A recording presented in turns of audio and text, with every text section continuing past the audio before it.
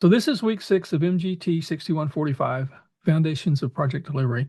And we're going to begin our studying project execution. We're going to shift from planning into the delivery part of the project management phase.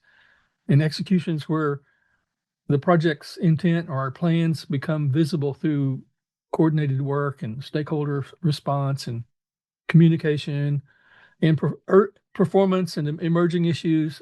So this is where planning begins to, where our plans kind of become tested under real world conditions. This week, we're going to focus on 4 areas of that. One of them is how delivery approach shapes execution, how project work is directed and managed, and how stakeholder management becomes active engagement, and how communications management supports coordinated action.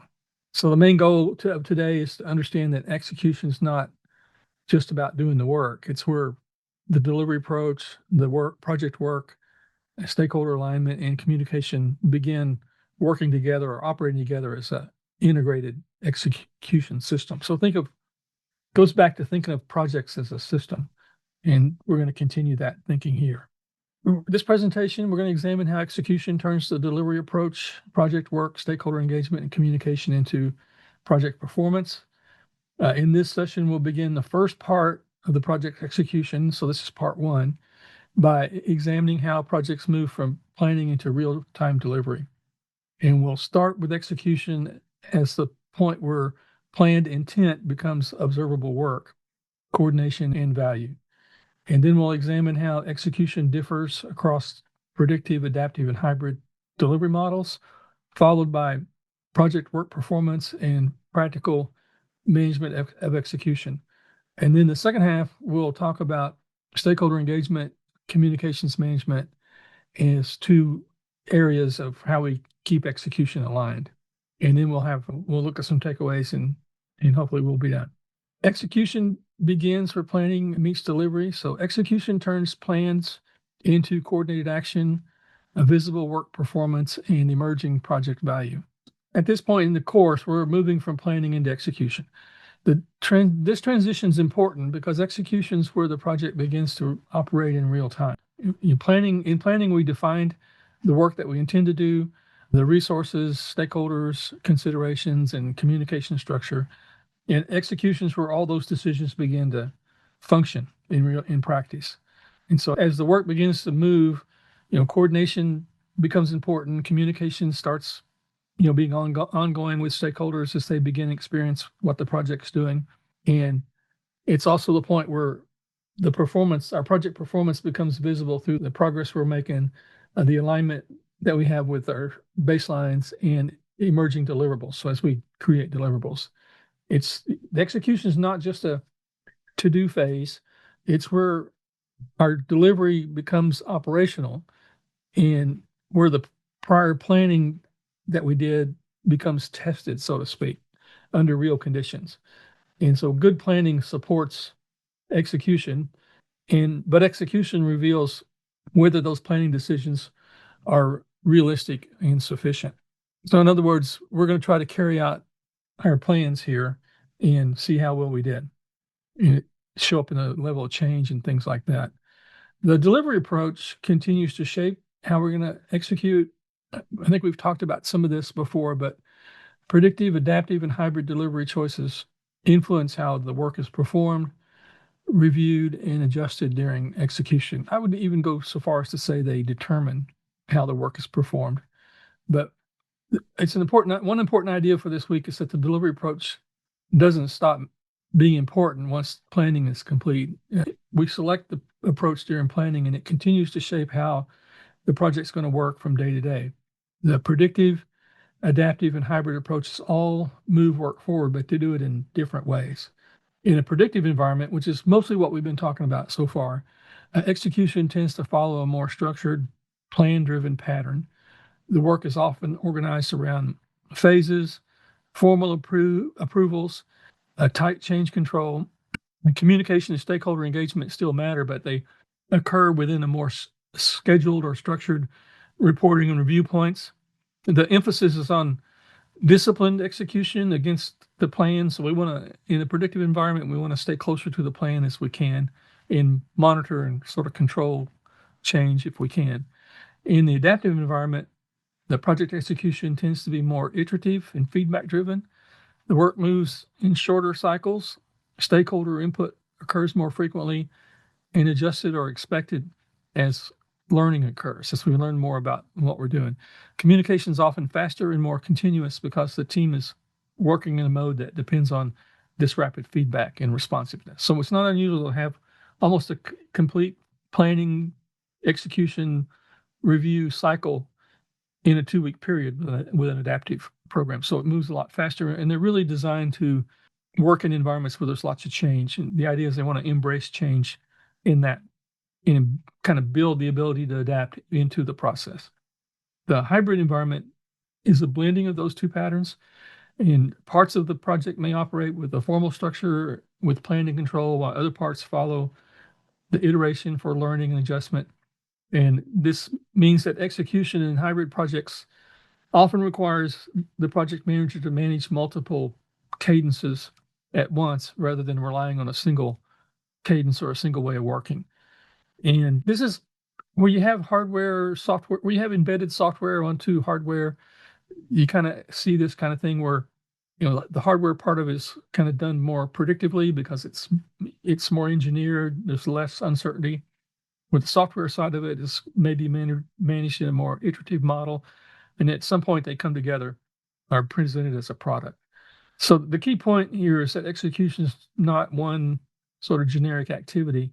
How we perform work, how we review, how we communicate, how we adjust, all depends on the delivery model or the delivery approach. And we need to understand not only that the work is being done, but we also need to understand the logic that shapes how that work is carried out. So we need to know what we're doing.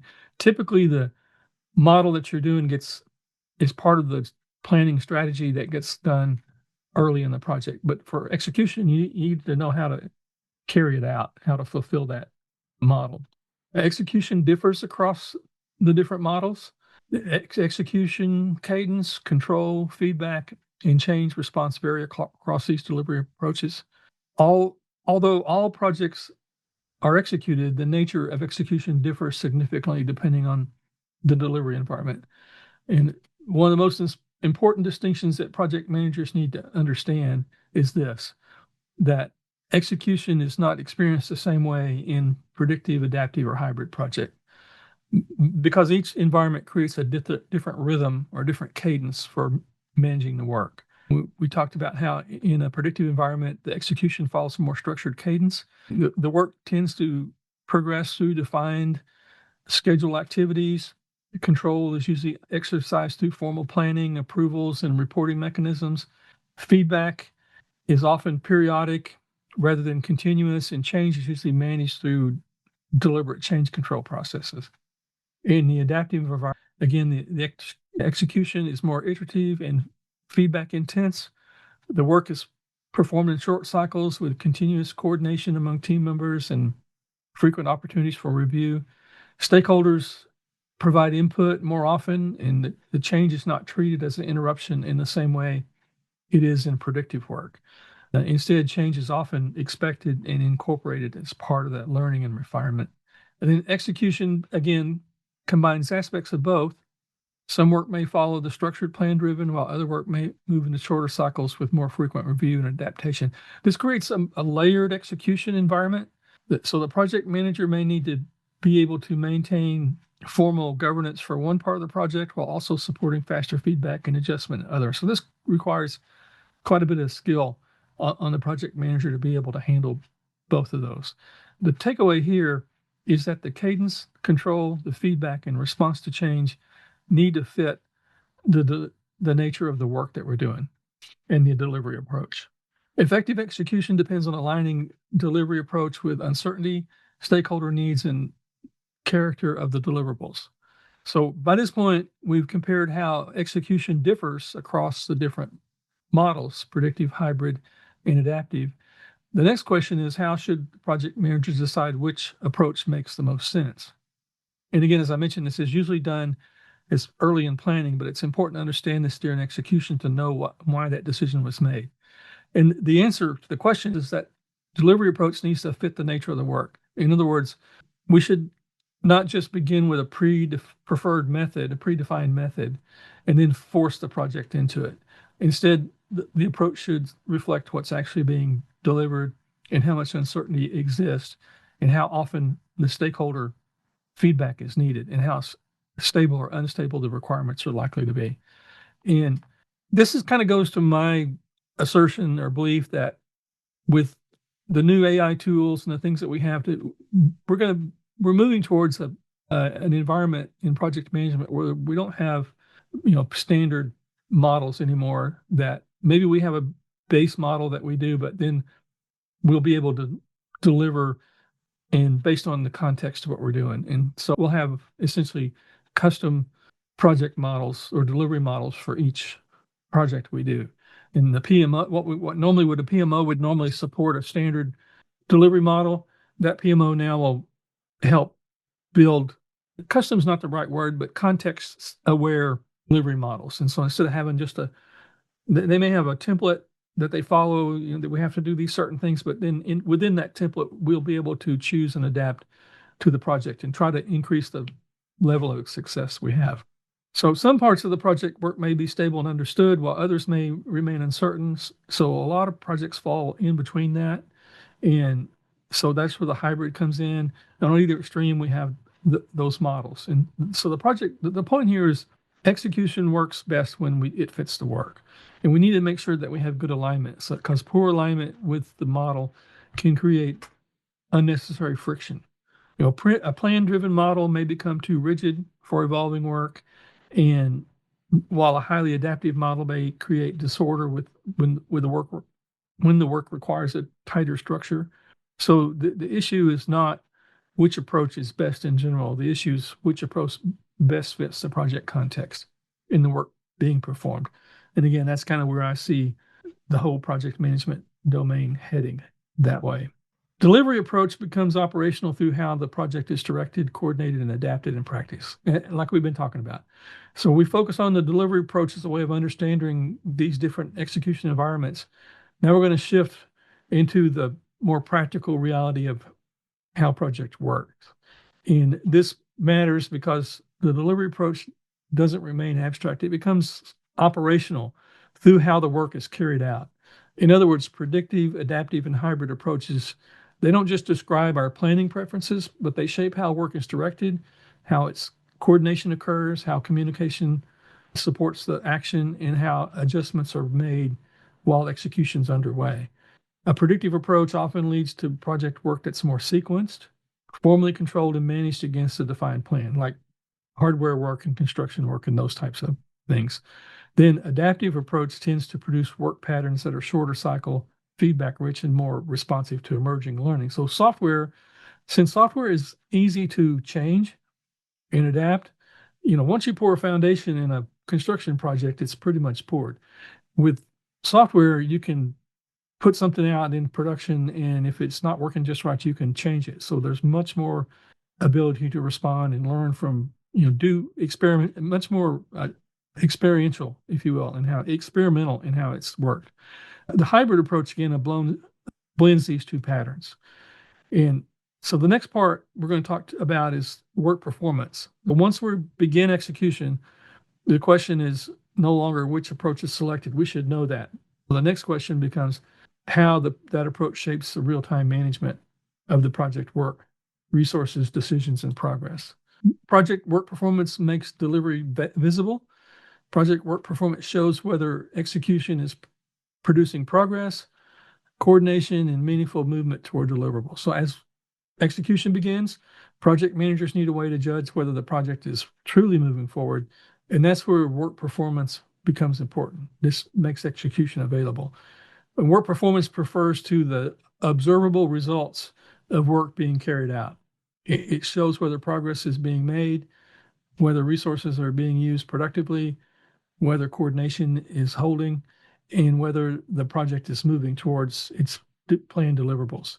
This helps distinguish being busy from actually advancing the project. And the key idea is that project work performance shows whether execution is producing meaningful movement towards delivery. Execution depends on directing work, coordinating resources, and managing action against the plan. One of the clearest execution concepts in the process groups book is the direct and manage project work. This process gives structure to execution by focusing on how planned work is carried out in real time. It also aligns with PMBOK 7's emphasis on carrying out project processes, balancing constraints, maintaining focus, and responding to change. And one of the clearest execution concepts in the framework is the structure that we get by focusing on how planned work is carried out in real time. It's important because project execution doesn't organize itself. Even when the project has a strong plan, active management still needed to translate that plan into coordinated action. The work has to be directed, the priorities have to be clarified, dependencies have to be managed, emerging problems have to be addressed, and without organizing effort, execution can become fragmented, inefficient, and misaligned. And so the direct and managed project work process helps explain why project management is more than just oversight.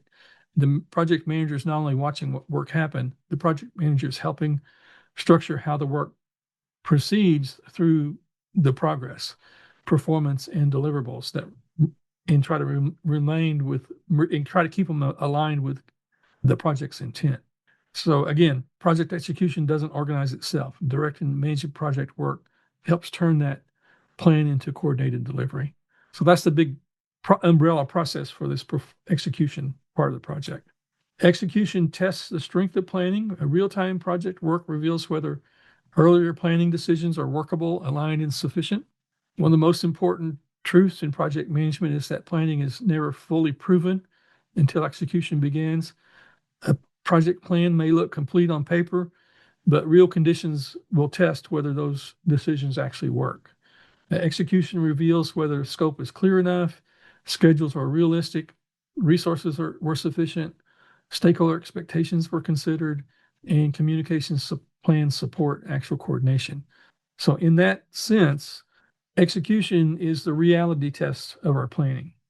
It doesn't mean planning has failed if execution exposes problems. It means that execution's doing part of its job by revealing where assumptions need adjustment.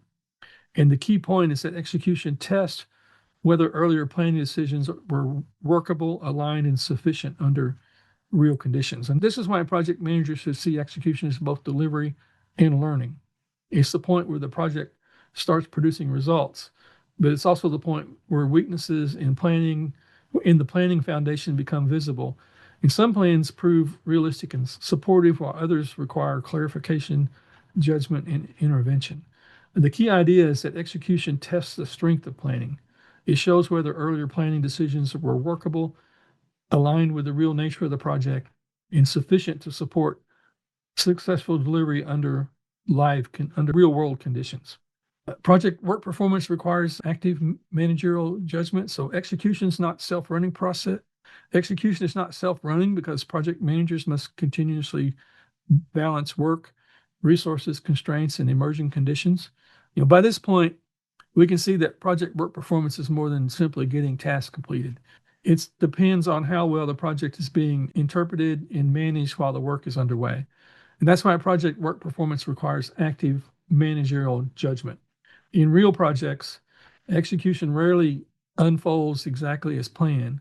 Priorities will compete for attention. Resources may be tighter than expected. Dependencies may become more difficult to manage. Stakeholders may raise concerns. Issues and risk may emerge at the same time that delivery pressure is increasing. As a result, project managers have to do more than observe performance. They have to make judgments about what matters most and what needs adjustment and how to keep the work aligned with the project goals. This is an important point about leadership. In project management, execution is not a self-running mechanism where the plan is simply followed until the work is done. The project manager must continuously balance work, resources, constraints, and changing conditions. And this may involve resolving conflicts and priorities, reallocating attention, escalating issues, clarifying decisions, or helping the team maintain focus when multiple pressures are present. So project work depends on active managerial judgment execution succeeds not only because the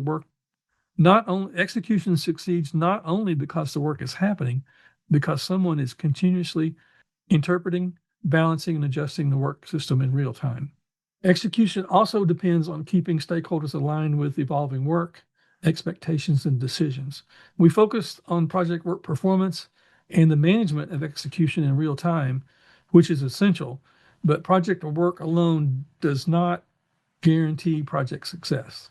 A project may be making progress operationally and still experience major problems if stakeholders are not aligned with what's happening. And this is an important transition point because projects don't exist only as work systems. They also exist within a network of people, interest, expectations, influence, and support. As execution evolves, stakeholders interpret what the project is doing, how it's performing, and whether it's meeting their needs or concerns. If that alignment breaks down, project performance can suffer, even when the work itself appears to be advancing. For example, a team may be completing tasks on time, but key stakeholders may feel uninformed, excluded, resistant, or dissatisfied with emerging decisions. In that case, the project's not simply facing a communication issue, it's facing an execution issue because the stakeholder support and alignment are part of what makes delivery sustainable. This is why stakeholder management during execution is important.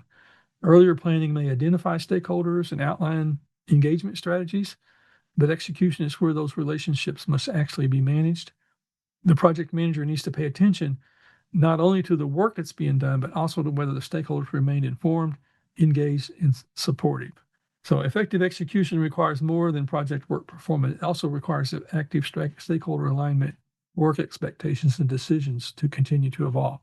This is one of these areas where when I was getting started in project management, I was kind of heads down, get the work done. As long as we were producing the work, I didn't communicate out much.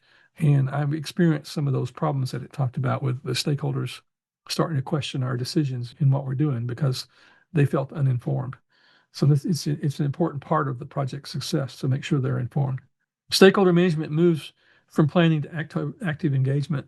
Execution requires moving beyond stakeholder identification to real-time engagement, response, and relationship management. So here we're at an important shift in the logic of stakeholder management. Earlier in the project, the focus is on identifying stakeholders and analyzing their interest and influence and planning how they should be engaged. Those activities are important because they create awareness and prepare the project team to manage stakeholder relationships intentionally. But once execution begins, stakeholder management has to move beyond planning. It becomes active, and that means that the project manager is no longer working only with stakeholder lists and matrices and strategies. It's not a paper thing anymore. The project manager is now dealing with real-time reactions, questions, support, resistance, concerns, and changing expectations as the project unfolds. And this is an important distinction because stakeholder management during execution is relational. It's not just analytical. Stakeholders interpret what the project is doing, how decisions are being made, whether their interests are being considered, and whether the project continues to deserve their support.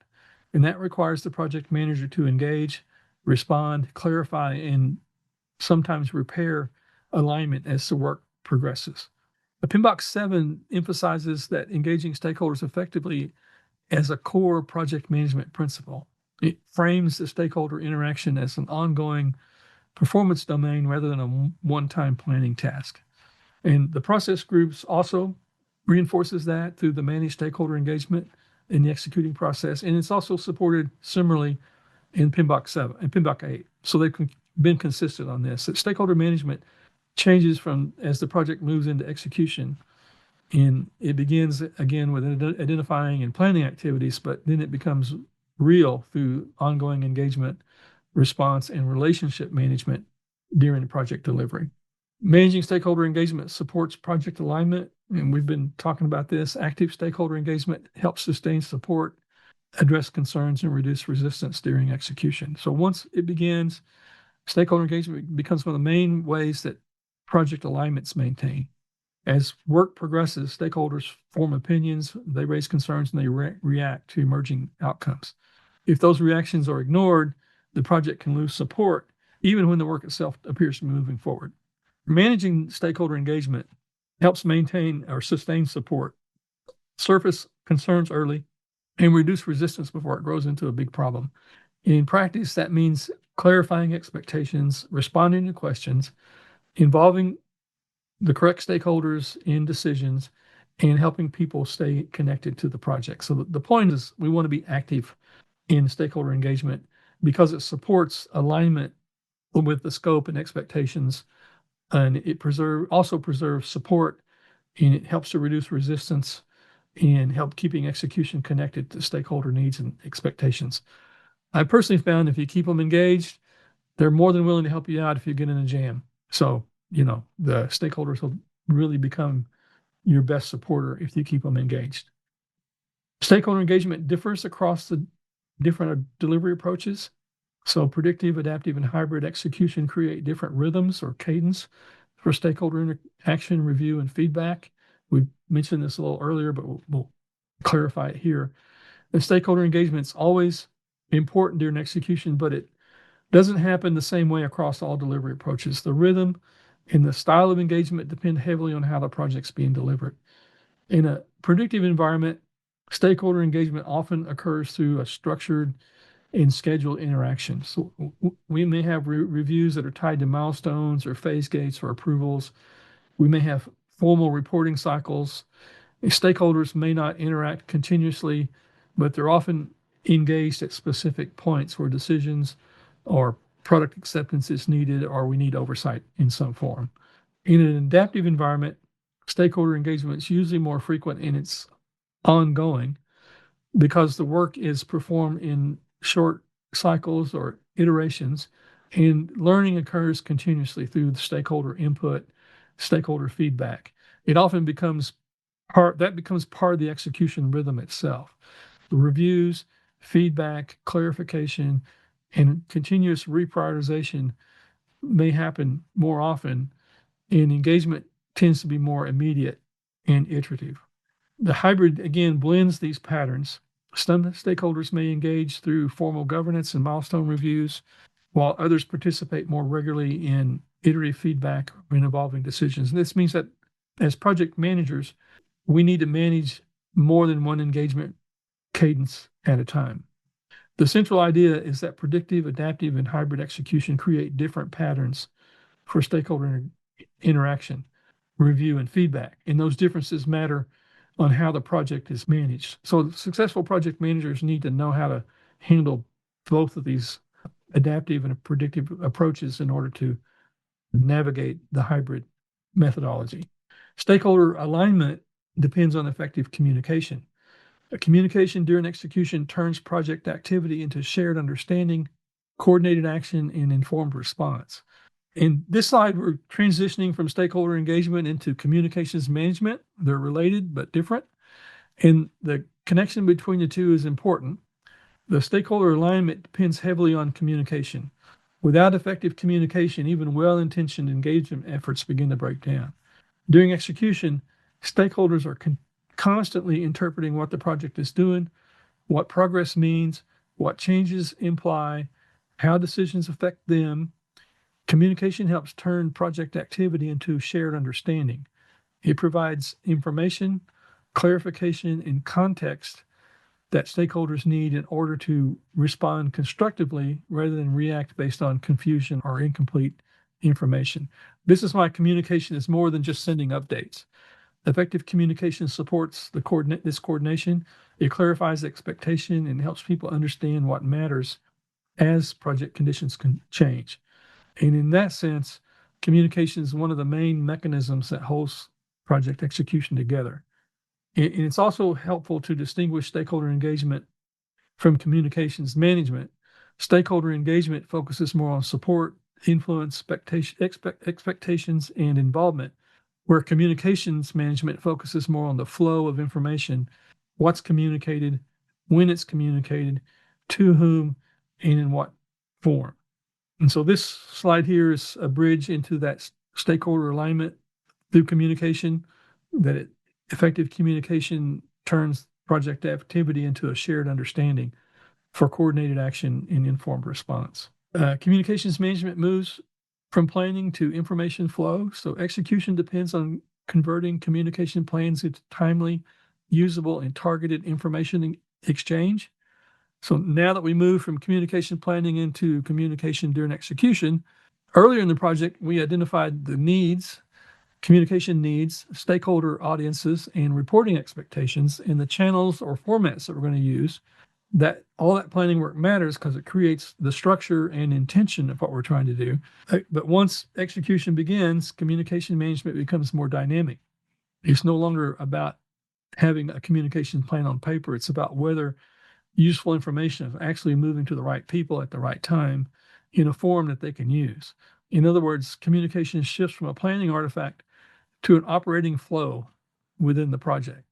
And this is important because communication during execution supports the daily functioning of the project.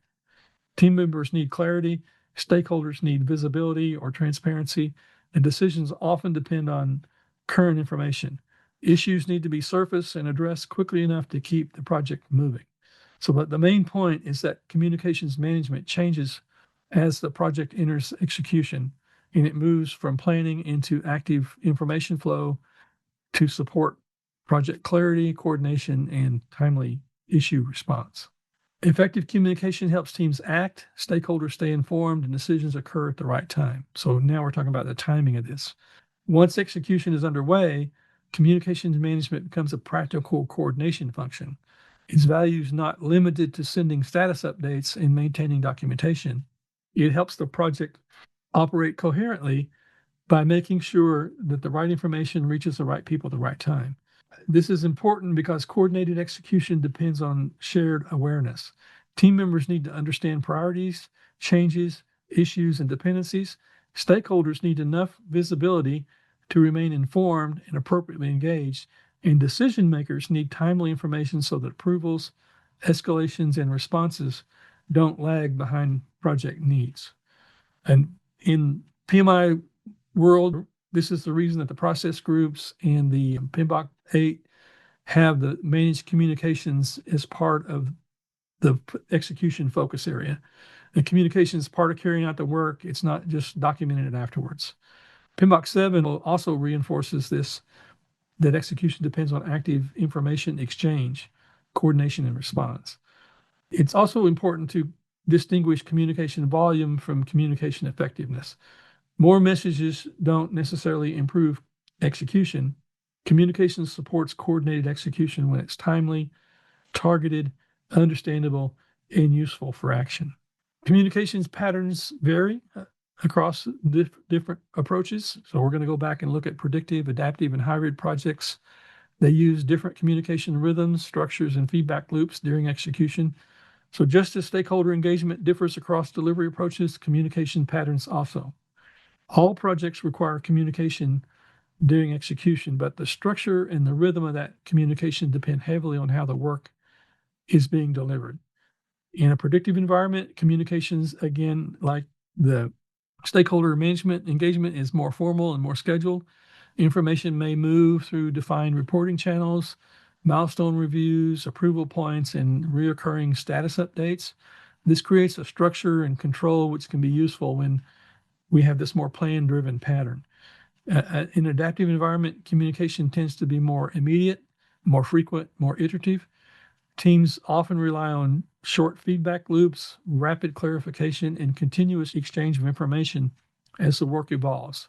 Because adaptive execution depends on learning and responsiveness, communication becomes more embedded in the daily rhythm of the work. So the communication process in the adaptive environments is much more dynamic than it is in a predictive environment.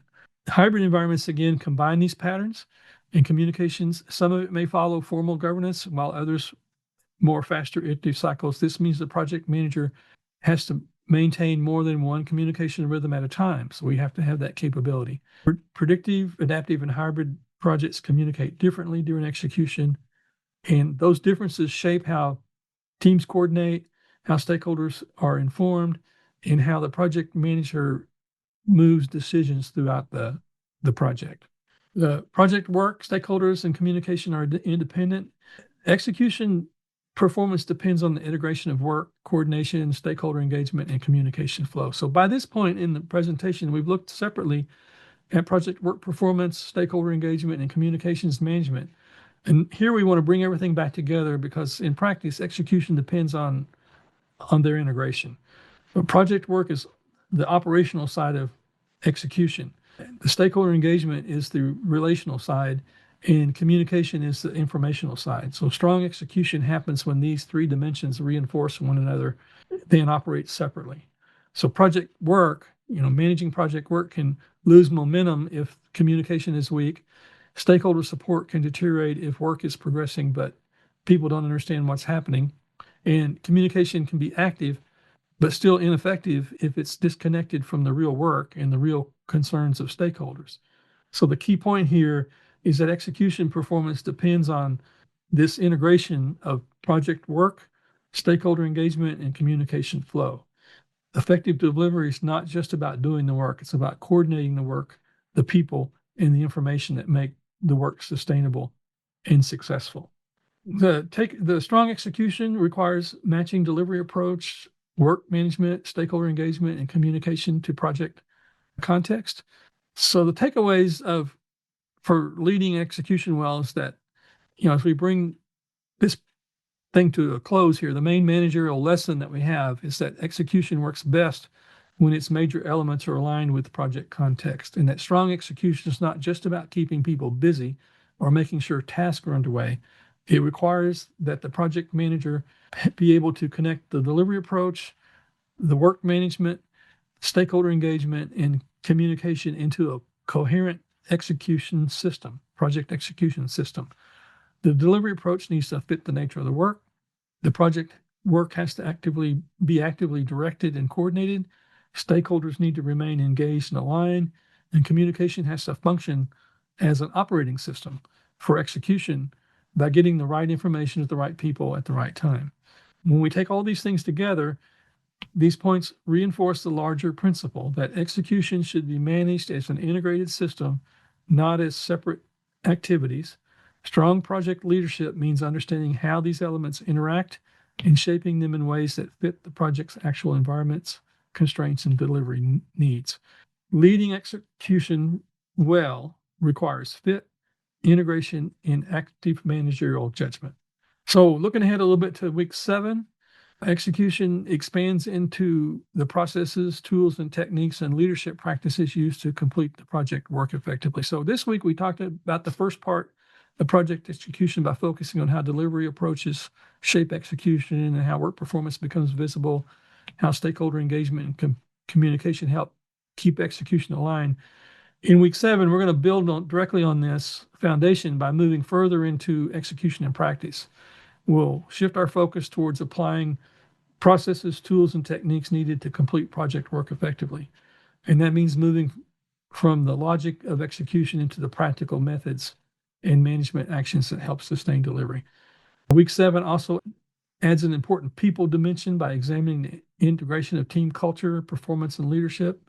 And in addition, it extends execution into management areas of executing quality management and executing procurement management. And together, all these topics deepen the practical side of execution and show how project managers guide work through completion. So the key idea is continuity. Week 6 established execution foundation. Week 7 continues building on that by progressing the focus into the tools, techniques, leadership, quality, and procurement practices that help us complete work. So that is the end of this one. And it's 7 o'clock, and my next session starts at 7 o'clock.